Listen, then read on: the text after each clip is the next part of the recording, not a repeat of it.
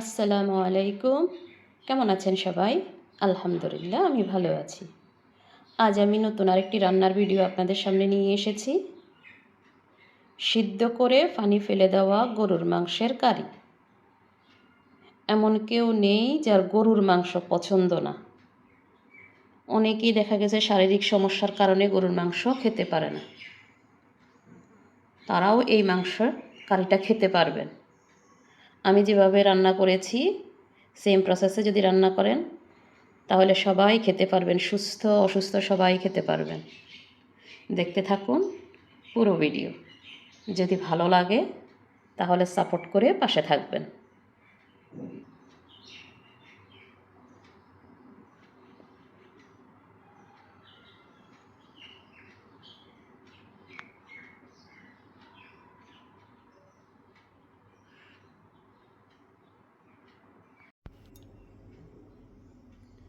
এখানে 2 কেজি গরুর মাংস, 2 কেজি গরুর মাংসের সাথে যা যা মশলা যাচ্ছে: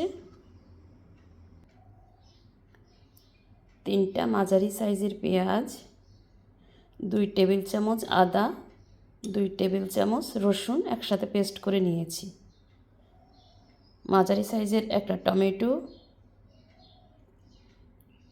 ধনিয়া পাতা, কাঁচামরিচ,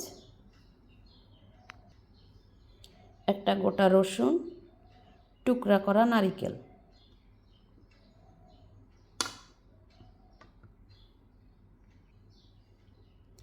নারিকেলকে আমি এই সাইজ করে কেটে নিয়েছি, একটু লম্বা করে, সে পাতলাও না মোটাও না, এই সাইজটা।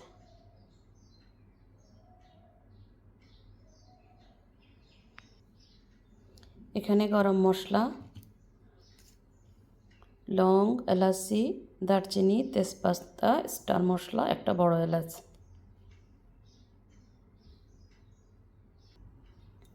শুকনো মশলা যাচ্ছে 1 টেবিল চামচ হলুদ, 1 টেবিল চামচ মরিচ, 1 টেবিল চামচ মিক্স গরম মশলা পাউডার, 1 টেবিল চামচ জিরা পাউডার, 1 টেবিল চামচ ধনিয়া পাউডার,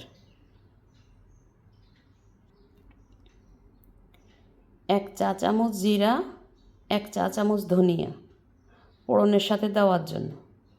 আর এটা হচ্ছে সব গরম মশলাকে টেলে পাউডার করে নিয়েছি, 1 টেবিল চামচ নিয়েছি একেবারেই শেষে দেওয়ার জন্য। স্বাদ মতো লবণ, পরিমাণ মতো তেল, আমি সরিষার তেলটা ইউজ করব।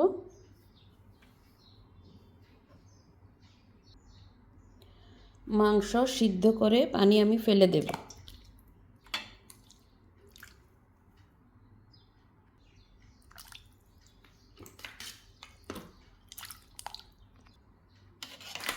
পানির সাথে মাংস দিয়ে দিয়েছি, এখন চুলায় বসিয়ে দেব। মাংসে বলক চলে এসেছে।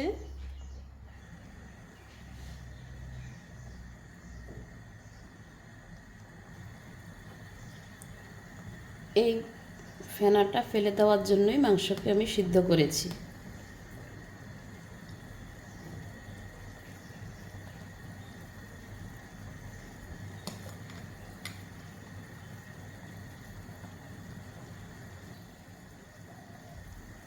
দেখুন ময়লার মতো একটা পানি, এই পানিটা আমি ফেলে দিব।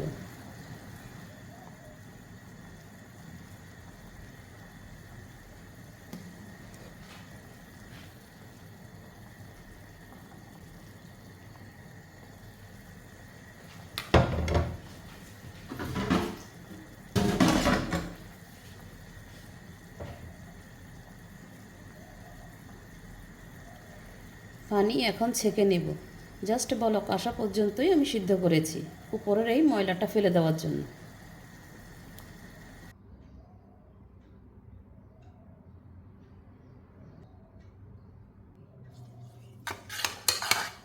কিছু পেঁয়াজ বেরেস্তা করে নিয়েছি, একটা পেঁয়াজকে বেরেস্তা করে নিয়েছি।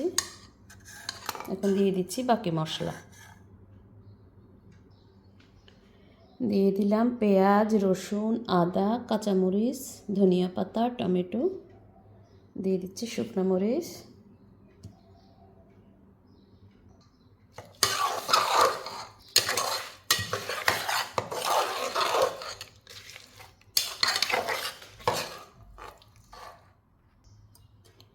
দিয়ে দিচ্ছি মাংস।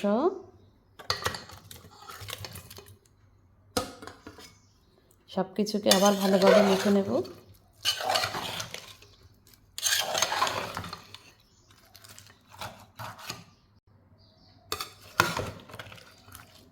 মশলার সাথে ভালোভাবে মাংসকে মিক্স করে নিয়ে চুলে আবার বসিয়ে দিচ্ছি।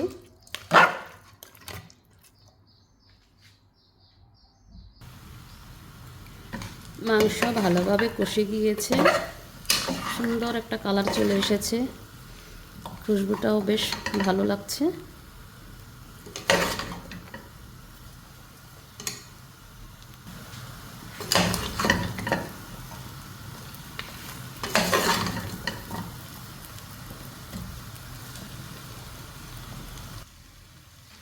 দিয়ে দিচ্ছি পানি। পানিটাকে আমি আগে সিদ্ধ করে রেখেছি,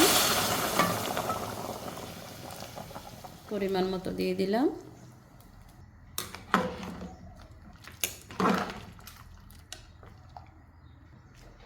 কুকারের ঢাকনা লাগিয়ে দিয়ে যতক্ষণ পর্যন্ত সিদ্ধ না হয় রান্না করব।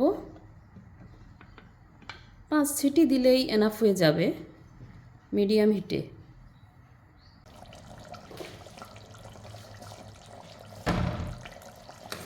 মাংস সিদ্ধ হয়ে গিয়েছে।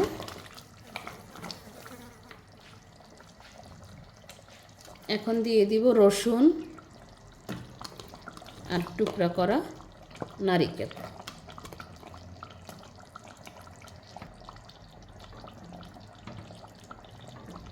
এখন আরও 8 থেকে 10 মিনিট রান্না করব, একেবারেই অল্প আগুনে।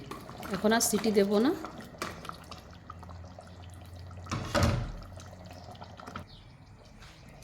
ফোড়নের জন্য তেল দিয়ে দিয়েছি, তেল গরম হয়ে গিয়েছে। দিয়ে দিচ্ছি পেঁয়াজ,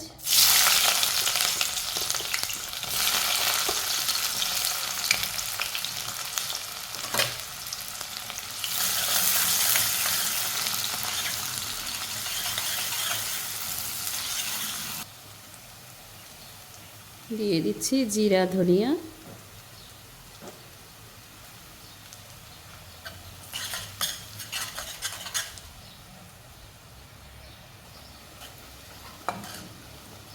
পেঁয়াজও হয়ে গিয়েছে, ধনিয়া জিরাও হয়ে গিয়েছে, সুন্দর একটা ফ্লেভার দিচ্ছে। এখন দিয়ে দিব মাংস।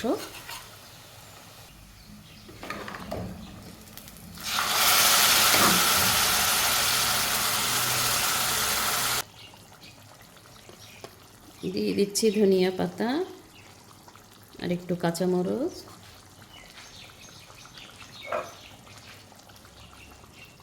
রোস্ট করা মিক্স গরম মশলা।